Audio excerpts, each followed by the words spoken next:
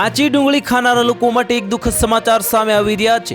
મોટા ભાગના ઘરોમાં દરરોજ ડુંગળીનું સેવન કોઈને કોઈ રીતે કરવામાં આવે છે। સમગ્ર વિશ્વમાં દરરોજ મોટી માત્રામાં ડુંગળીનો ઉપયોગ થાય છે। ડુંગળી એક એવું શાકભાજી છે જેને આપણે કાચી અને રાંધીને બંને રીતે ખાઈ શકીએ છીએ। કાચી ડુંગળીને સલાડ તરીકે ખાવામાં આવે છે, જે શરીરને ઘણા ફાયદા આપે છે અને ડુંગળી સલ્ફર અને એન્ટીઓક્સિડન્ટનો સ્ત્રોત છે। જો તેને દરરોજ ખાવામાં આવે તો હૃદયના સ્વાસ્થ્ય અને પાચન સંબંધી સમસ્યાઓ દૂર થાય છે। તો ચાલો જાણીએ કે દરરોજ કાચી ડુંગળી ખાવાથી આપણા સ્વાસ્થ્ય માટે કેટલું ફાયદાકારક છે। ઇન્ડિયન એક્સપ્રેસના અહેવાલ મુજબ ડૉક્ટર વૃત્તિ શ્રીવાસ્તવ કહે છે કે ડુંગળીમાં ખનિજ ભરપૂર માત્રામાં હોય છે, જે શરીરમાં ઇન્સ્યુલિનની માત્રાને પણ કંટ્રોલ કરે છે।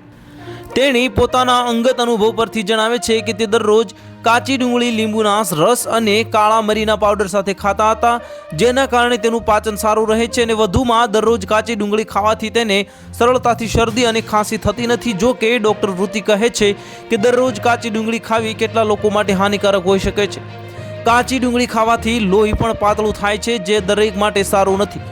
જો કોઈ વ્યક્તિ લોહી પાતળું કરવાની દવા લે છે તો તેને કાચી ડુંગળી સાવધાની સાથે ખાવી જોઈએ। કેટલી ડુંગળી ખાવી યોગ્ય છે? તો ડૉક્ટરની સલાહ મુજબ વ્યક્તિએ દરરોજ અડધીથી એક કાચી ડુંગળી ખાવી જોઈએ। આ ક્વોન્ટિટી સ્વાસ્થ્ય માટે ફાયદાકારક છે અને દરેક માટે યોગ્ય છે। તો હાલ માટે આટલું જ। મળીશું નવી અપડેટ સાથે। જો તમને અમારા વિડીયો પસંદ આવતા હોય તો વિડીયોને લાઇક કરી દેજો, ચેનલને સબસ્ક્રાઇબ કરી બાજુમાં આવેલા બેલ આઇકનને દબાવી દો, જેથી તમને આવા સમાચારની અપડેટ મળતી રહે।